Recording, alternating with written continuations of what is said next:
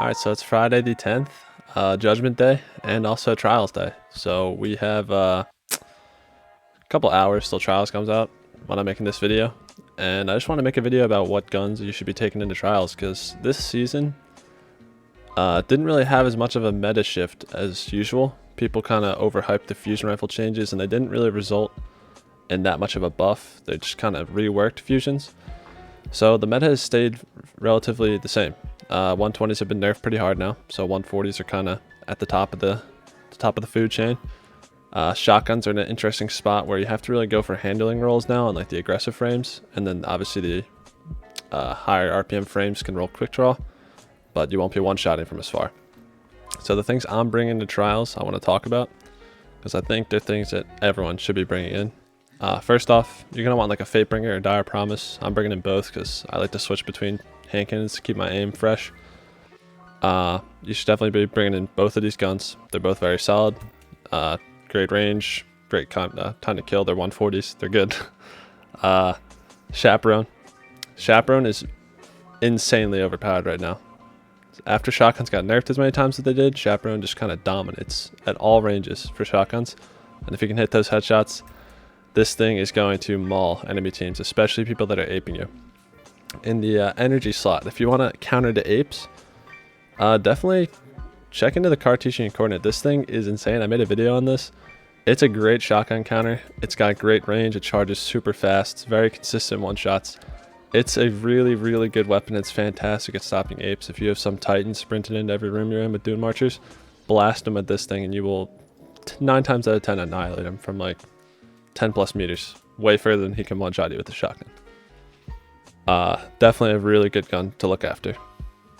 In terms of pellet shotguns you're going to want to run, Fractatus is pretty solid. I'm not a huge fan of the 65 RPMs because I feel like they're kind of in this lull where they don't one-shot from as far as aggressive frames and they don't shoot as fast as the lightweight frames, but they're solid. I'll probably be using Reese Walker more. This is the roll I have. It's not great. I would have loved to have gotten full choke here and the range masterwork here. That's like the 10 out of 10 perfect god roll, but didn't quite get it. It's still solid as hell though. Great 2-tap range. Really good for aping. For snipers, ISOL. Snipers are very strong right now that shotguns have been nerfed so many times. You definitely want to have a sniper in your inventory. So enemy teams are beelining towards you, just freaking straight line aping. You're going to shut them down with this thing. ISOL is a fantastic sniper. In the energy slot, I'm bringing the Izumi R4 as my 90 RPM sniper. And if I'm going to run Arc Supers, if I'm on Titan or Hunter, maybe run Arc Staff or, Fist of Havoc. This thing is nuts. Running an Arc Super puts it at max handling, so basically a snapshot quick draw. As a 72 RPM sniper, it's very, very good. I really enjoy using this thing. Great aim assist because it has such high zoom, just high range. Definitely consider bringing in a high RPM or low RPM sniper, high impact. The primary slot, you can bring in that Deep Stone Crypt Sniper. I have a pretty good roll on that as well. I just don't have it in my inventory at the moment. I have the Criminal's Dagger in here. It's not even infused yet, but if 120s are still getting used, if it's a long range map, maybe I'll bring that out. I also have my Igneous Hammer in here as well. No more Rampage rolls because, well, Rampage doesn't 2-tap anymore after 1 stack, so it's pretty much worthless in Trials.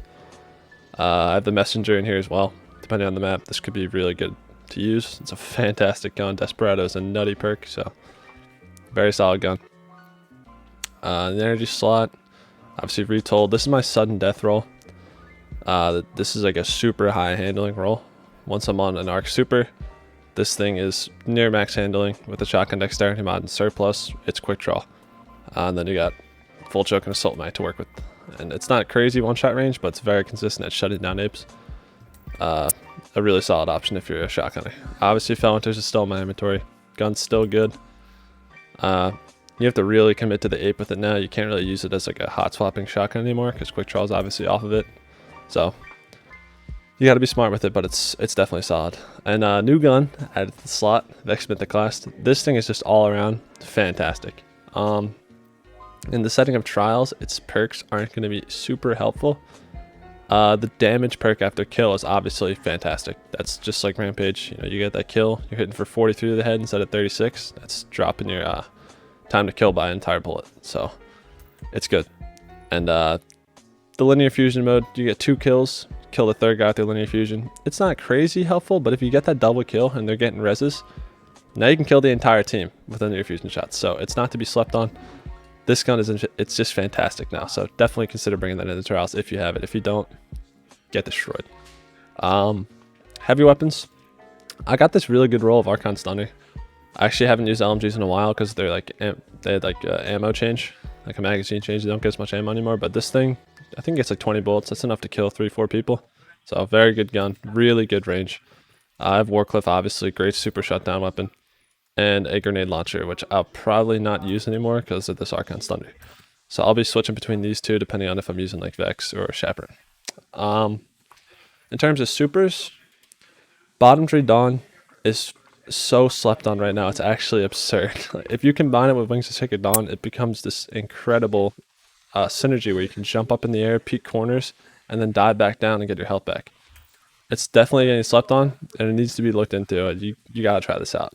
Top Tree Dawn, obviously, still fantastic. A Stormcaller got some buffs. I'm not a huge fan. It's solid. Chaos Reach is dead. Don't worry about Chaos Reach. Void Supers. Nova Warp's pretty good now. Handheld Supernova is pretty good. That's definitely an option if you like the super. Give it a go. It's going to compete. The Nova Bombs, no, don't use them. Stasis Warlock, I'm not a huge fan anymore, especially after they did that nerf to the melee supers where like you have to freeze and blow up twice to kill them. It really hurt it. It's not that good anymore. And for the other subclasses, for Hunter and Titan, Hunters, Arc Staff got a huge buff. Like, they didn't really buff the supers too much. They did a few changes to their abilities, but the super itself just got a 4-second duration buff. So it just lasts way longer. It's really, really good now. Great roaming super. Spectral Blaze, good as always. And Shadow Diving is still a thing. So you drop that aspect on that improves the Glacier Grenade, and you just go around and Shadow Dive everyone. So it's really good. Unfortunately. So definitely try that out. Use that if you're a freaking dirtbag. If not, Golden Gun, weighted throwing knife, very good.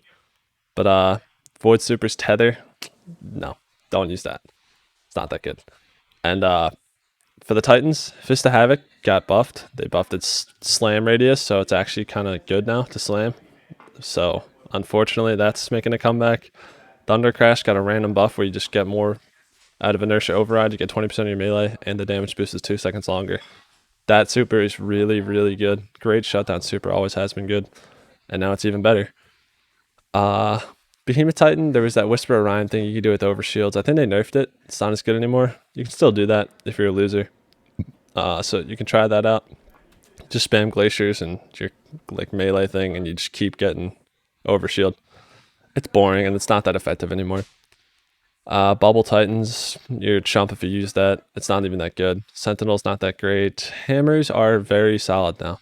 So you're really going to be looking at Hammers or Fist of Havoc at this point. So Fist of Havoc, Thunder Crash, or bottom or top tree Hammer.